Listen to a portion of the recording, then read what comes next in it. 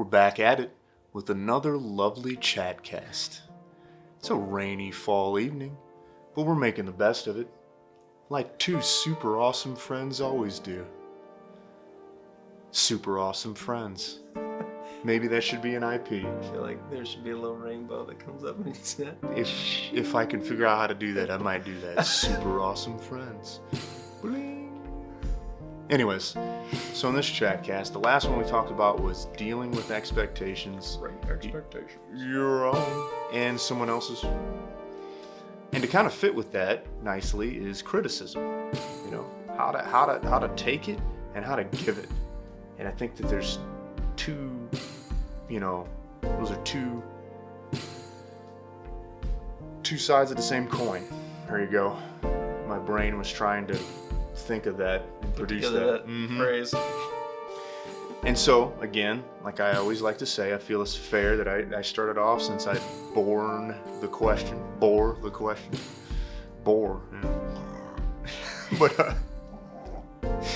so on this one here, what I want to try to tap into is that you have to learn how to have humility for both of them. You gotta do your best. It's almost impossible to do. We're humans, to completely crush your ego in the situation. When you're dealing with criticism from somebody else or you're trying to give criticism, you don't want to take everything personal, even though a lot of times it is, and it seems like it. But you need to learn how to separate, the fact that they're not really. Yes, they are using your name or they're saying that you. But what you need to look at is that it's sometimes you doing a process, right? And so it was like, okay, I get it. This criticism is aimed towards me and everything like that. But if you can try to separate yourself from that and analyze the fact that,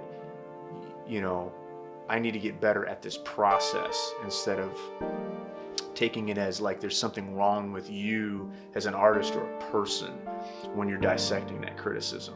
And not to just kind of shift the blame on other people, because I don't really like to do that. I like to try to, own up to what I've got going on. You want to try to pay attention sometimes that a person isn't giving criticism in a proper way. And at some people, especially your peers, let's face it, I've experienced this a lot. Your peers really ultimately seem like they just want to offer criticism to make themselves feel better about their own art sometimes. So I'm really reluctant on the peer-to-peer criticism. And I like getting criticism from other artists sometimes on my art, or the common man, the common woman, the normie, the consumer, however you want to look at that person. I like that criticism a little bit better than I do like direct peer, like the person that does exactly what you do, because it's too hard to try to get honest criticism from that person. Now, when you meet, that doesn't mean you shouldn't try to find a person that does what you do to criticize, but I feel like that's probably better left towards a mentor. Oftentimes when it's your buddy, especially when you're young, probably like most of the people watching this and absorbing this, it's going to be really hard to find that objective criticism from a peer, And so if you're going to find that criticism from someone that does what you do, that from that teacher, from that mentor, I think that's probably why having one of those is really important, because that older person that's further along, they've got I don't want to say they don't have any skin in the game, but it's just not the same. Right. They're not on the same level, right? So they got really nothing to prove or to try to build themselves up. They're more so going to come from a point of experience, from actually, especially if they're mentor or teacher, caring about what you're up to and what you're doing, and then they can help build you up from that. They don't really need to knock you down to make themselves seem better. And so that's when you got to be careful with who your source of criticism is. And then even then still though, I want to point out that you do need to try to separate the personhood from it and look at what the process they're telling you. For instance, for me, it's like you failed at the process of phrasing is what this person's ultimately telling you by your solo lacked certain characteristics, where your improv lacked the characteristics that made it feel lively, and you made this section dull. Okay, you, John, dull, I get it. It seems like you can take it personally, but play a little experiment with yourself, a little mind game. Remove your own name out of that and see, what are they criticizing? They're criticizing my lack of phrasing, really. So that's the part of the process I need to get better at, and then take it from there. And then so to springboard off of that, now that I've established that a little bit, it helps to how you can give criticism. And I think some of the best ways that you can give criticism to somebody is you always want to try to be honest, right? Don't try to like blow smoke up somebody over their thing, you know. Don't overly inflate them. Be honest with them. Some people do really well with brutally honest, and I've noticed it really helps motivate them. And some people do well with kind of a blunt version of that. But really try to be honest, but also do what I say. Like, point out the process that you're analyzing and be really specific about that, and to make them feel like you're helping remove the personhood from the situation on both sides of this transaction, the giver and the receiver of the criticism. So if you can already help establish that, well, hey, you know, I noticed when you use the process of phrasing, you did this. This is what I liked about the other parts, that your technique was spot on in this regard. And, you know, when you give criticism, the sandwich technique is, I'll let you do that in more detail. But yeah, you the good, the bad, the good. Right. You know, something along that line. I'm not always done that, but having good really does help. I definitely like to end with good, just because it really helps boost the mood of the situation. But when you're offering the bad, I think that would be a really smart way is to really let them know that it's not so much them as an artist that's failing. And sometimes, like lately, like what I like to do with my guitar student is I like to make sure that I offer up the fact that I might be missing something here, right? Because I'm the old hat, you know, right? And I'm not that old, but I'm further than him, and I don't know what the kids are up to necessarily. You know what I'm saying, right? So sometimes I like to leave that up because it's true, right? So I like to leave that up in the air a little bit and be like, hey, listen, before I say anything, this might be something that is just me coming from a different generation versus what you're trying to do coming from a different generation. So put that in your mind when I'm like, on it, because maybe that's really what it is, right?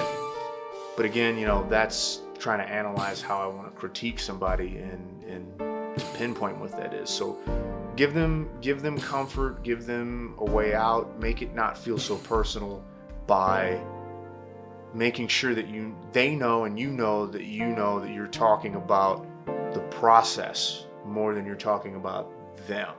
Right. So you're talking about their use of a skill or a process versus, well, you stink and you did this wrong and this is kind of awful. Where it's like, well, your use of, or, you know, the way that you used this skill, you know, just the way that can be phrased helps. It makes them not feel as degraded.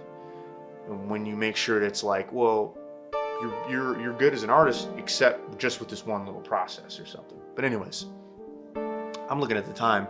I've rambled way too long on that. What do you have to offer on this? And don't feel like you have to rush yourself. I want a quality answer out of this. Okay. What is it about receiving it and then giving criticism? So criticism is interesting, especially, you know, with me going through like art classes in college and learning how to sit there and be forced to have people tell you what's wrong with your paint. Like, they used to do things called angel devil critiques, where I would put a drawing up and they would say, okay, student A, you're the angel, student B, you're the devil. They would pull names out of a hat or just assign whoever's on your right, whoever's on your left. The person on your right had to talk about all the good things that were going on in your painting or your drawing or whatever, and the person on the left had to talk about all the things that were wrong with it. That's cool. And so, like, yeah, you had to be negative. And what was interesting about it is, you know, there's certain people that kind of thrived when they got to be the negative person because they were just like throwing darts at you. But it helped grow, especially like me as a person, in learning how to give criticism that is negative without making someone feel like I've eviscerated their work or that I've told them that they might as well give up, you know? Yeah, yep.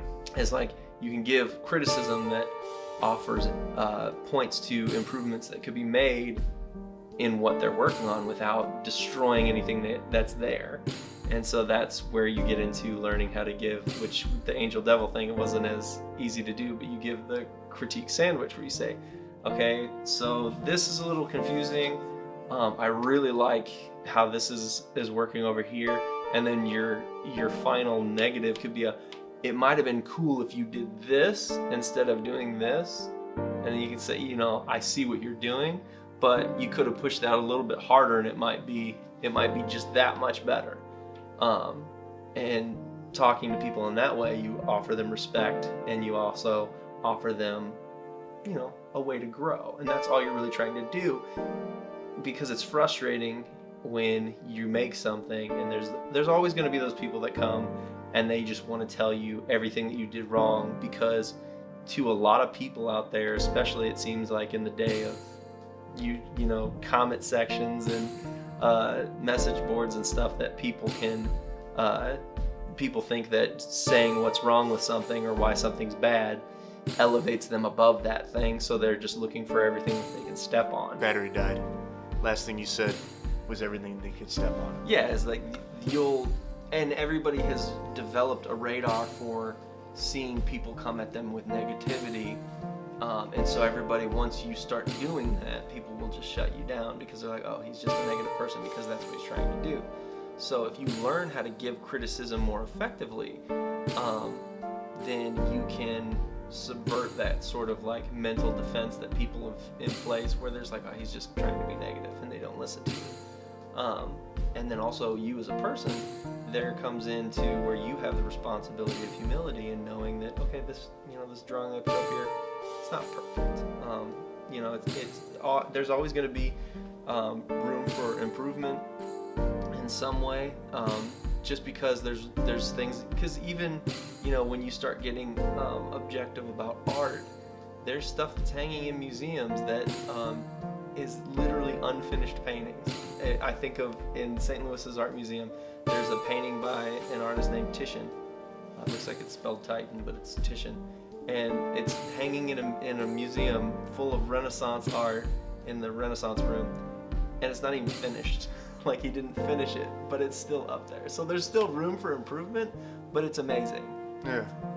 And so there's this idea that even no matter how good you get, there's a level of humility that you bring to the table, and you, when you see someone trying to give you genuine, helpful tips, or maybe try and help you grow in a way, I think that with humility and understanding not only how to receive criticism, but you also understand how to give criticism, you'll recognize good criticism when it comes to you, you know? Oh, yeah, totally. So that's kind of like, I tried to get better at offering criticism, and that helped me recognize, because there's always going to be the people I don't listen to them, that because they're just trying to be negative, they're not helpful, they're just trying to tear me down because they're being competitive.